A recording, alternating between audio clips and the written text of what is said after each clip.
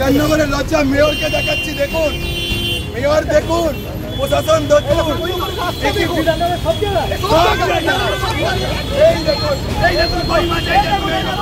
বিধাননগর কর্মচারী সবাই জানাই তখন কোথায় কি করছিলেন আপনারা? পুলিশকে জিজ্ঞেস করেন পুলিশ কি করছিল। এই দেখুন এখানে আমার বহুবার অ্যাক্সিডেন্ট হয়েছে, লজ্জা লাগা উচিত কৃষ্ণা চক্রবর্তী। আজকে বিধাননগর বিজেপির পক্ষ থেকে আজকে বিধাননগরের যে রাস্তাঘাটের বেহাল দশা, বিধাননগর রাস্তাঘাটে এই খানাখন্দে পড়ে গেছে সমস্ত ওয়ার্ডে। বিধাননগর পৌর নিগমের মেয়র কি করছেন? এইখানে সামনে এসডিও অফিস, এখানে এসডিও মন্ত্রী আমলা সুজিত বসু, বিধায়ক কোথায়? সাধারণের ট্যাক্সের টাকা কোথায় যাচ্ছে? কোথায় যাচ্ছে? রাস্তাঘাট হচ্ছে না কেন? রাস্তাঘাট হচ্ছে না কেন? এই ইট ফেল রাস্তা সাধারণ মানুষ ভোগান্তি করবে, এটা চলবে না। এসডিও অফিস, এইখানে এসডিও প্রশাসন বসেন, দিন রাত এখান থেকে যাচ্ছেন। মেয়রের বাড়ি এই সিজে ব্লকে, দিন রাত এই পথ দিয়ে যাতায়াত করছেন, দেখতে পাচ্ছেন না? লজ্জা লাগা উচিত মাননীয় মন্ত্রী, যিনি হাত পেতে ভোট চাইতে আসেন।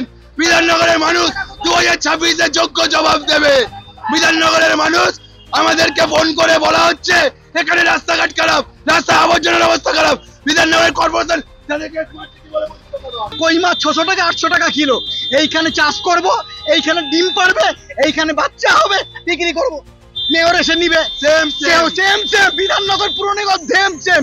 কই মাছ আমরা এখানে মাছ চাষ করতে এসেছি। এসডিও অফিস, আরোগ্য ভবন, সব প্রশাসনিক বড় বড় আমলারা সব এখানে। কই মাছ বিধাননগরের লজ্জা মেয়রকে দেখাচ্ছি, দেখুন মেয়র, দেখুন প্রশাসন, দেখুন বিধাননগরের সব জায়গায় বিধাননগর কর্মচারী সবাই জানাই তখন কোথায় কি করছিলেন আপনারা? পুলিশকে জিজ্ঞেস করেন পুলিশ কি করছিল। এই দেখুন এখানে আমার বহুবার অ্যাক্সিডেন্ট হয়েছে, লজ্জা লাগা উচিত কৃষ্ণা চক্রবর্তী।